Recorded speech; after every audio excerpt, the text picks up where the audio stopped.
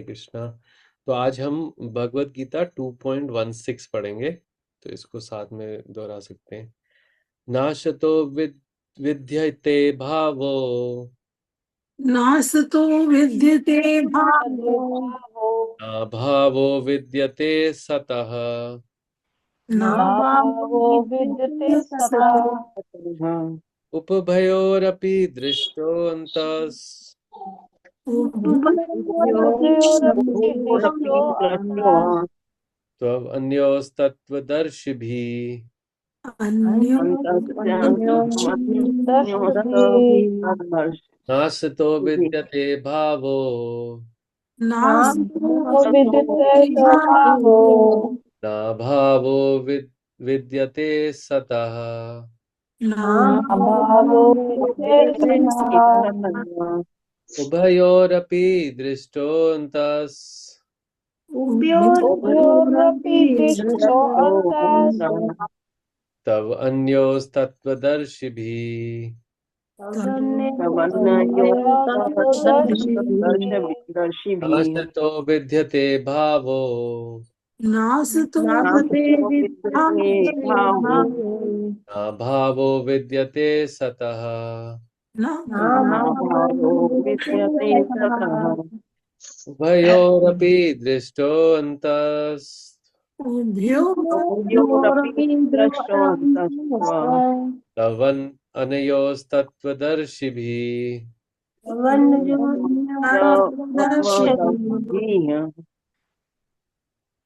तो तत्वदर्शियों ने ये निष्कर्ष निकाला है तत्वदर्शियों ने यह निष्कर्ष निकाला है कि असत कि असत असत भौतिक शरीर भौतिक शरीर का का तो कोई चिर स्थायित्व नहीं है, का तो कोई स्थायित्व नहीं है, किंतु सत किंतु आत्मा आत्मा अपरिवर्तित रहता है।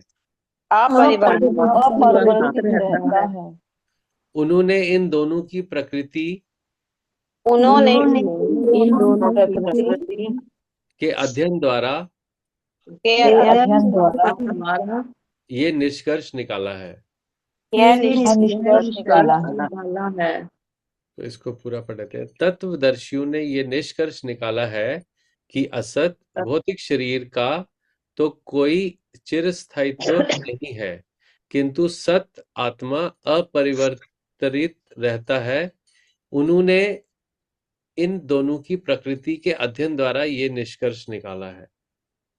तो यहाँ पर भगवान एग्जाम्पल की तत्वदर्शी लोग हैं, जो भगवान को तत्व से जानते हैं, उनका निष्कर्ष बता रहे हैं। तो इसका तात्पर्य पढ़ते हैं। कितना बड़ा है, एक मिनट में देख लें। छोटा सा ही है, ज्यादा नहीं है।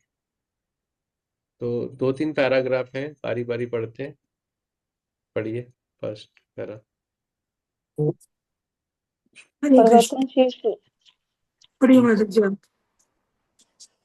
परिवर्तनशील शरीर का कोई अस्तित्व नहीं है। आधुनिक चिकित्सा विज्ञान ने यह स्वीकार किया है कि विभिन्न कोशिकाओं की क्रिया प्रतिक्रिया द्वारा शरीर प्रतिक्षण बदलता रहता है। इस तरह शरीर में वृद्धि तथा वृद्धावस्था आती रहती है, किंतु शरीर तथा मन में निरंतर परिवर्तन होने पर भी आत्मा स्थायी रहता है। यही पदार्थ तथा आत्मा का अंतर है। स्वभाविक शरीर नित्य परिवर्तनशील है और आत्मा शाश्वत है। तत्वदर्शियों ने, चाहे वे निर्वेशवादी हो या सगुणवादी, इस निष्कर्ष की स्थापना की है। विष्णु पुराण में कहा कि विष्णु तथा उनके धाम स्वयं प्रकाश से प्रकाशित है। ज्योतिषी विष्णु भुवामी विष्णु, सता तथा असत शब्द आत्मा तथा भौतिक पदार्थ के ही भौतिक है। सभी तत्वदर्शियों की यह स्थापना है। हरे कृष्ण। नेक्स्ट पढ़िए। यहीं से भगवान द्वारा अज्ञान से मोहग्रस्त जीवों को उपदेश देने का शुभारंभ होता है। अज्ञान को हटाने के लिए आराधक और आराध्य के बीच पुनः शाश्वत संबंध स्थापित करना होता है। फिर अंश रूप जीवों तथा श्री भगवान के अंतर को समझना होता है। कोई भी व्यक्ति आत्मा के अध्ययन द्वारा परमेश्वर के स्वभाव को समझ सकता है। आत्मा तथा परमात्मा का अंतर अंश तथा पूर्ण के अंतर के रूप में है। वेदांत सूत्र तथा श्रीमद् भागवत के परमेश्वर को समस्त उद्भवों प्रकाश का मूल माना गया है। ऐसे उद्भवों का अनुभव परा तथा अपरा प्राकृतिक क्रमों द्वारा किया जाता है। जीव का संबंध परा प्रकृति से है, जैसा कि 7वें अध्याय में स्पष्ट होगा। यद्यपि शक्ति तथा शक्तिमान में कोई अंतर नहीं है, किंतु शक्तिमान को परम माना जाता है। वो शक्ति या प्रकृति को गौण, अतः सारे जीव उसी तरह परमेश्वर के सदैव अधीन रहते हैं, जिस तरह सेवक स्वामी के या शिष्य गुरु के अधीन रहता है। अज्ञानावस्था में ऐसे स्पष्ट ज्ञान को समझ पाना असंभव है। अतः ऐसे अज्ञान को दूर करने के लिए सदा सर्वदा के लिए जीवों को प्रबुद्ध करने हेतु भगवान भगवत गीता का उपदेश देते हैं। हरे कृष्ण। कृष्ण। तो मंगलाचरण करते हैं। ओम अज्ञानतिमिरान्धस्य ज्ञानञ्जनाशलाकया चक्षुरुन्मिलितं येन तस्मै श्रीगुरुवे नमः। श्रीचैतन्य मनोभीष्टं स्थापितं येन भूतले स्वयं रूपः कदा मह्यं ददाति स्वपदान्तिकं। वन्देऽहं श्रीगुरु श्रीयुतापदकमलं श्रीगुरून् वैष्णवांश्च श्रीरूपं साग्रजातं सहगण रघुनाथान्वितं तं सजीवं साद्वैतं सावधूतं परिजनसहितं कृष्णचैतन्यदेवं श्रीराधा कृष्णपादान् सहगण ललिता श्रीविशाखान्वितांश्च। हे कृष्णा करुणा सिंधु दीनबंधु जगतपते गोपेशा गोपिका कांत राधा कांत नमस्तुते। तप्त कांचन गौरांगी राधे वृंदावनेश्वरी वृषभानुसुते देवी प्रणमामि हरिप्रिये। वाञ्छाकल्पतरुभ्यश्च कृपा सिन्धुभैव च पतितानां पावनेभ्यो वैष्णवेभ्यो नमो नमः। जय श्री कृष्ण चैतन्य प्रभु नित्यानंद श्री अद्वैता गदाधर शिवासादि गौर भक्त वृंद। हरे कृष्णा कृष्ण कृष्ण हरे हरे, हरे राम राम राम हरे हरे। नमो विष्णुपादाय कृष्णपृष्ठाय भूतले श्रीमते भक्तिवेदांत स्वामीति नामिने। नमस्ते सरस्वते देवे गौरवाणी प्रचारिणे निर्विशेषा शून्यवादी पाश्चात्य देशतारिणे। श्रील प्रभुपाद की जय, गौर भक्त वृंद की जय। हरे कृष्ण। तो ये हमने श्लोक पढ़ा। नास्तो विद्यते भावो न भावो विद्यते सतः उपभयोरपि दृष्टो अंतस्त यो सत तत्वदर्शी भी। कि जो तत्वदर्शियों ने ये निष्कर्ष निकाला है कि असत, हम ऐसे पढ़ते हैं, तत्वदर्शियों ने ये निष्कर्ष निकाला है कि भौतिक शरीर का तो कोई चिरस्थित्व नहीं है, किंतु आत्मा परिवर्तित रहता है। उन्होंने इन दोनों की प्रकृति के अध्ययन द्वारा ये निष्कर्ष निकाला है। क्या क्या समझ आता है इसमें? यहाँ से, जैसे प्रभुपाद जी ने परपोर्ट में लिखे कि यहाँ से भगवान ने अर्जुन को जो बेसिक आत्मा और शरीर के बीच में जो डिफरेंस है, भेद है, वो समझाना शुरू किया। तो यहाँ से जो क्या बोलते, कौन सा है, सांख्य सांख्य फिलॉसफी जो है, सांख्य दर्शन, वो बेसिकली यहाँ से उन्होंने एकदम डीप, मतलब यहाँ से उसका फर्स्ट लेसन पढ़ाना स्टार्ट किया। तो मेरे तत्वदर्शी मतलब, तत्वदर्शी मतलब वैसे व्यक्ति जो आत्मा और जो भगवान को तत्व से जानते हैं, मतलब तत्व मतलब एकदम मूल, मतलब भगवान क्या है। जैसे होता है ना, कुछ लोग पढ़ते सब हैं, जानते भी सब है, लेकिन सरफेस पे ऊपर ऊपर से जानते हैं। कुछ लोग होते हैं 100 में से, जैसे किसी भी स्कूल में होता है ना, किसी स्कूल में अगर देखोगे क्लास में अगर 30 बच्चे हैं, तो उसमें से कुछ बच्चे बहुत डीप जाते हैं किसी भी टॉपिक में। तो वो व्यक्ति जो होते हैं वो उस पर्टिकुलर सब्जेक्ट के तत्व तक जाते हैं। मतलब उनको उसका पूरा A to Z, उसका पूरा मैकेनिक्स पता होता है कि कैसे ये कैसे कॉन्सेप्ट काम करता है। और ज्यादातर 95-98% लोग ऊपर ऊपर सरफेस पे रहते हैं। तो यहाँ भगवान तत्वदर्शियों को ही मेंशन कर रहे हैं कि जो तत्वदर्शी हैं। अब यहाँ पर मैटर या भौतिक वादियों के ऊपर नहीं है। तत्वदर्शी मतलब जो आत्मा और शरीर को तत्व से जानते हैं, आत्मा और शरीर के भेद को तत्व से जानते हैं। उन्होंने ये निष्कर्ष निकाला है कि भौतिक शरीर चिर स्थायित्व उसका नहीं है, मतलब वो टेम्परेरी है। चिर स्थायित्व मतलब टेम्परेरी नेचर है उसका। किंतु जो आत्मा है, जो सत्य है, वो अपरिवर्तित है, मतलब उसमें कभी कोई चेंज नहीं आता। तो आत्मा कभी चेंज नहीं होता, और शरीर हमेशा टेम्परेरी रहता है, मतलब हम हर क्षण बदलता रहता है। और हम तो यहाँ पर फिर प्रभुपाद जी उसको एक्सप्लेन करते हैं कि परिवर्तनशील शरीर का कोई स्थायित्व नहीं है।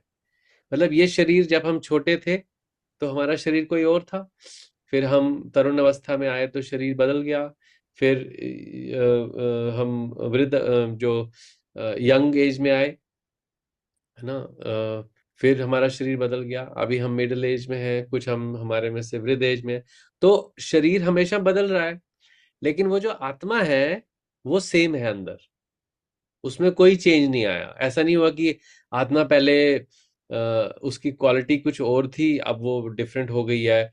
पहले मेरा हाथ मतलब पहले मेरा कुछ अलग, मेरे अंदर कुछ अलग गुण थे। हाँ, गुण मतलब गुण भी मैटर में आ गए, लेकिन आत्मा का जो क्वालिटी है वो कभी उसमें चेंज नहीं आता।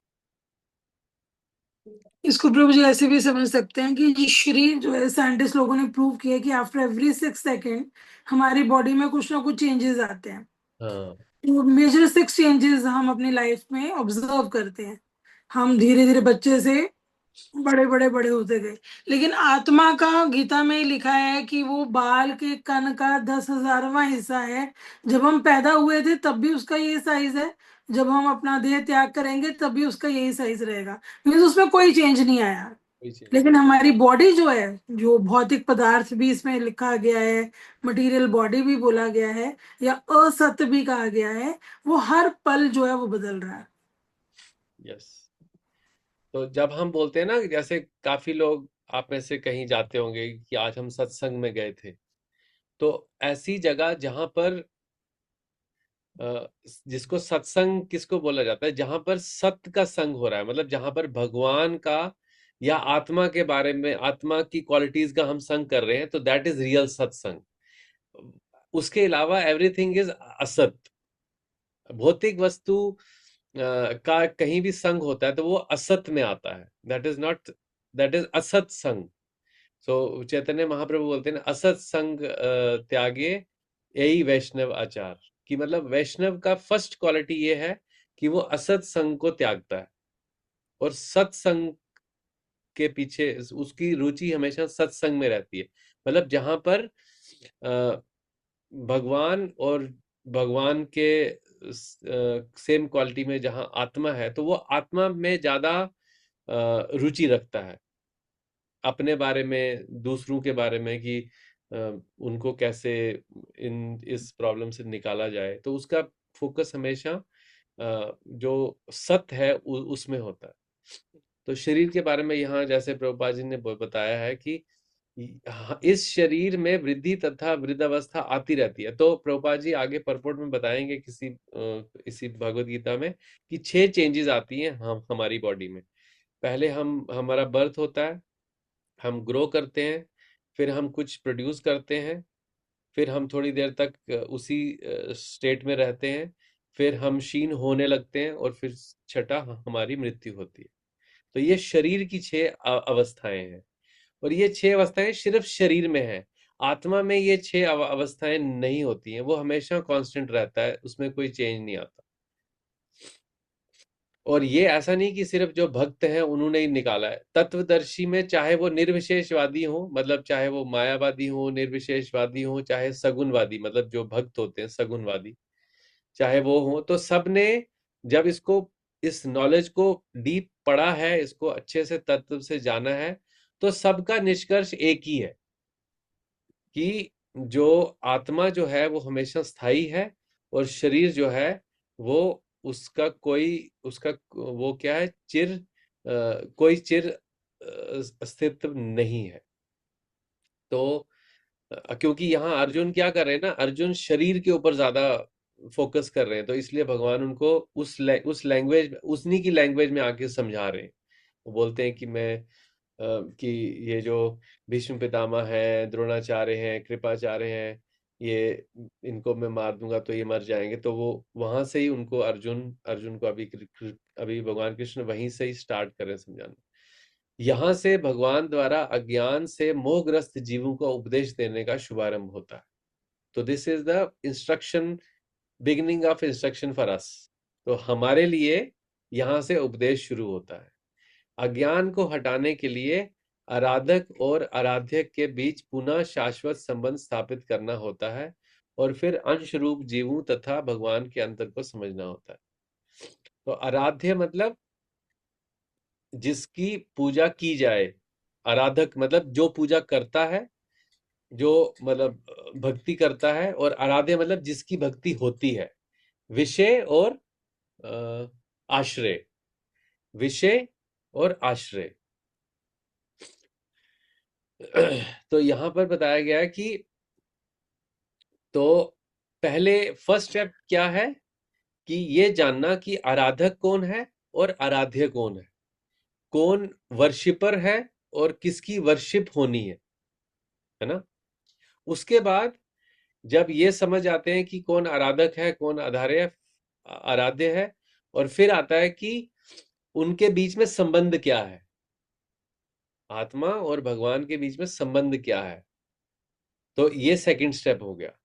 कोई भी व्यक्ति आत्मा के अध्ययन द्वारा परमेश्वर के स्वभाव को समझ सकता है।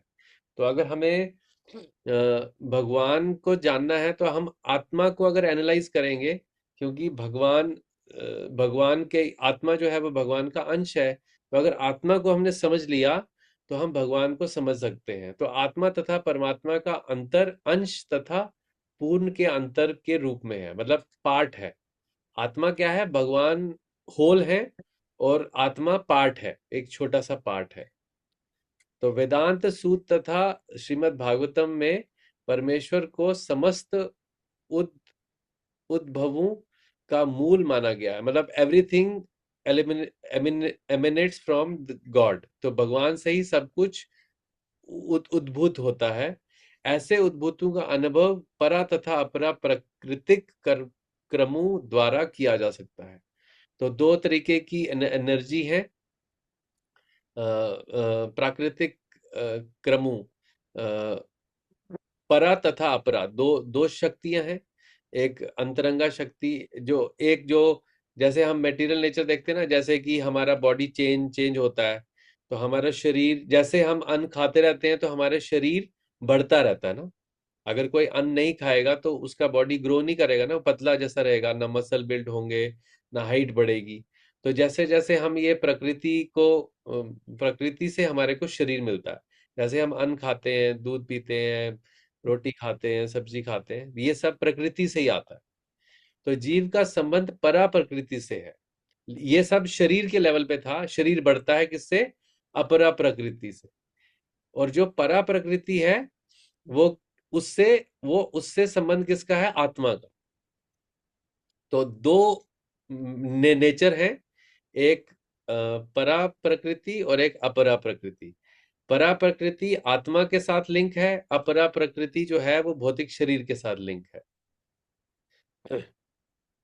तो यद्यपि शक्ति तथा शक्तिमान में कोई अंतर नहीं है,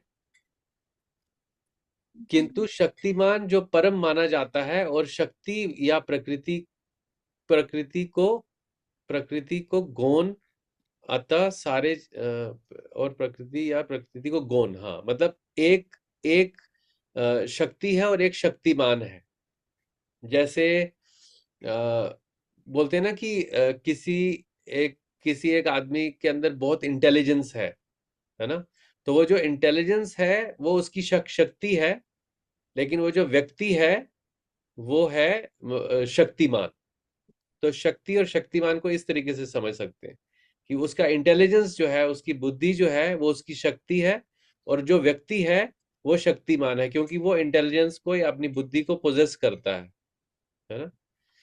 अतः सारे जीव उसी तरह परमेश्वर के सदैव अधीन रहते हैं। तो जो शक्ति होती है वो हमेशा शक्तिमान के अधीन होती है। इसी तरीके से जो हम जीव आत्मा है वो हमेशा परमेश्वर के सदैव अधीन रहते हैं। तो ये हमारा संबंध है।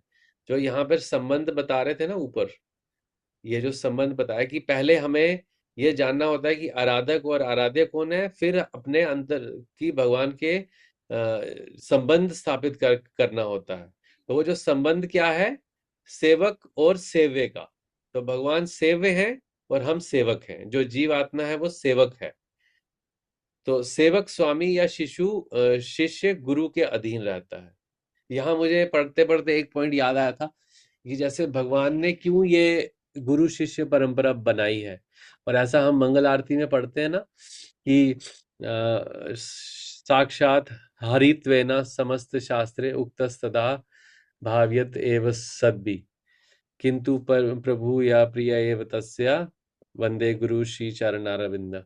कि भगवान जो गुरु को अपना रिप्रेजेंटेटिव बना के भेजते हैं, क्योंकि हमें हमेशा स्वामी बनने की इच्छा होती है हमारे अंदर। लेकिन जब हम गुरु से कनेक्ट होते हैं तो गुरु और शिष्य के बीच में जो संबंध है वो सेव्य और सेवक का है। हमेशा ये एक्सपेक्टेड रहता है कि जो शिष्य है वो गुरु की सेवा करेगा।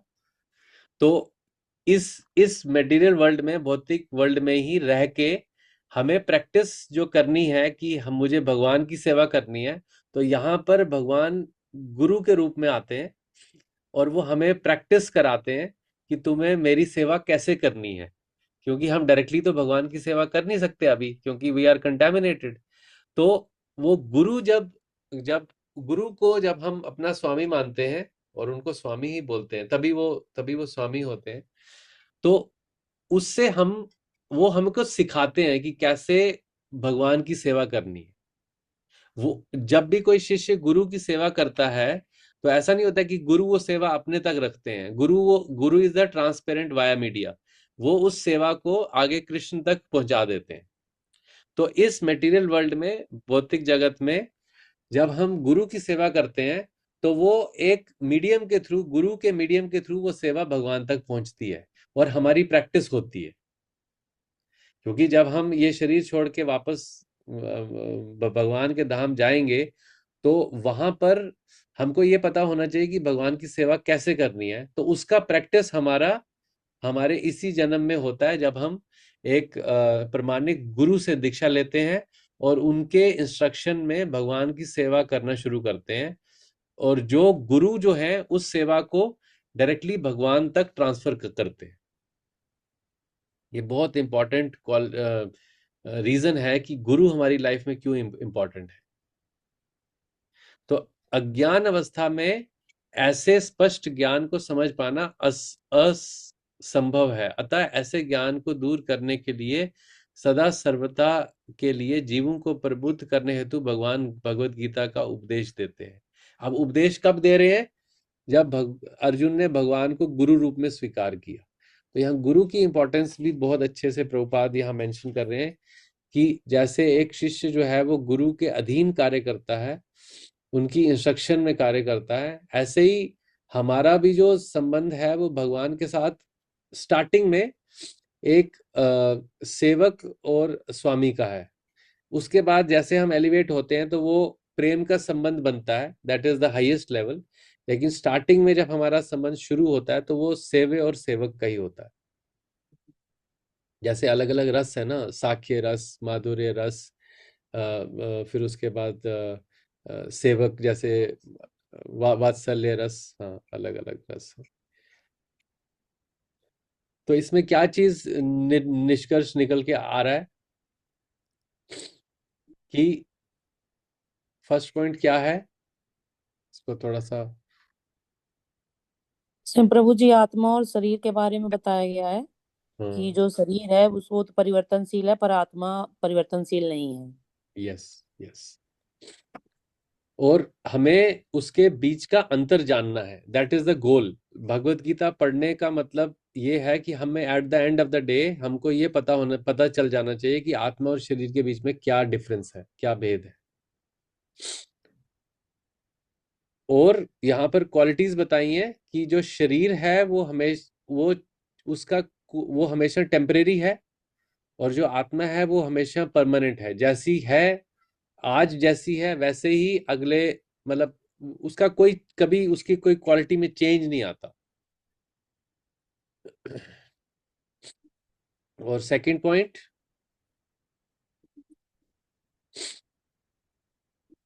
आराधक और आराध्य सबसे के बीच का संबंध बताया गया है, तो भगवान और भक्त के बीच का। हाँ, तो ऊपर वाले पॉइंट के साथ लिंक है। ऊपर में आत्मा और शरीर का भेद बताया, उसके बाद आत्मा क्योंकि परा भगवान अंश है। हाँ जी बताइए। परा परा शक्ति के बारे में। हाँ, मतलब सीक्वेंस में आ रहे हैं।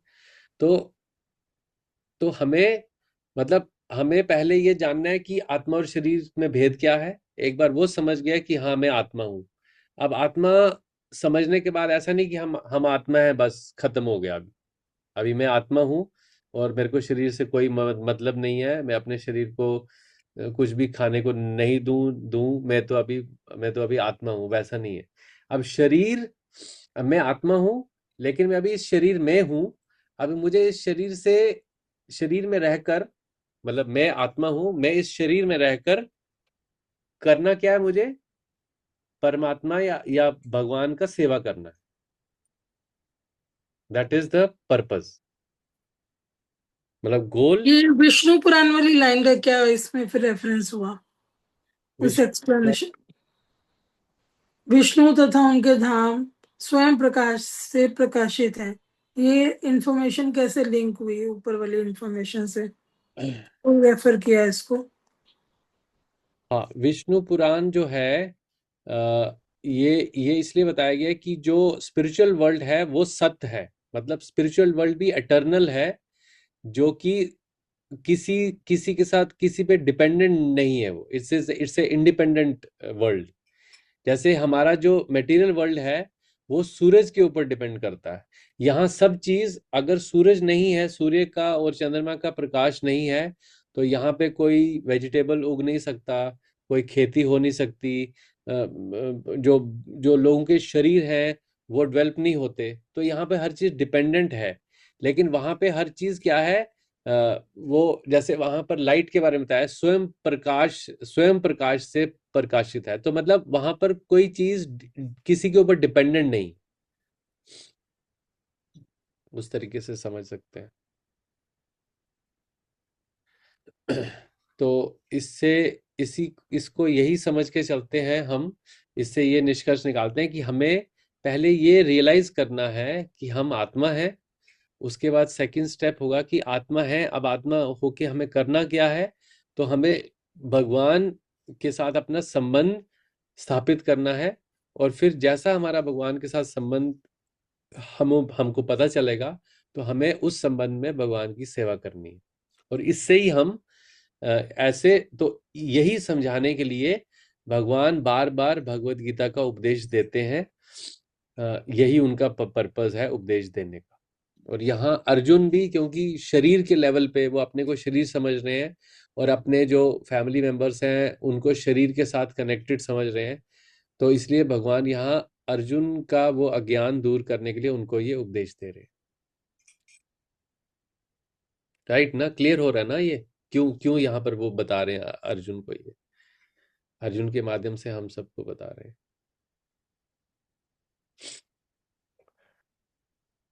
कोई कोई क्वेश्चन, कोई कमेंट?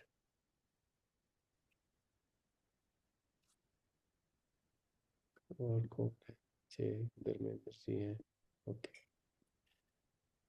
ठीक है, तो इस पे थोड़ा सा चिंतन करिए कल तक कि कि हम अपने को अभी आत्मा समझ पा रहे हैं या नहीं, या अभी भी हम मतलब प्रैक्टिकल में समझ पा रहे हैं या सिर्फ थियोरेटिकली हमें पढ़ रहे हैं।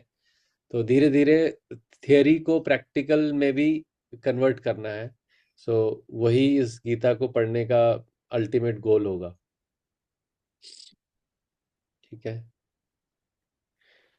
ठीक है, तो यहीं इसको आज स्टॉप करते हैं, तो आगे कंटिन्यू करें।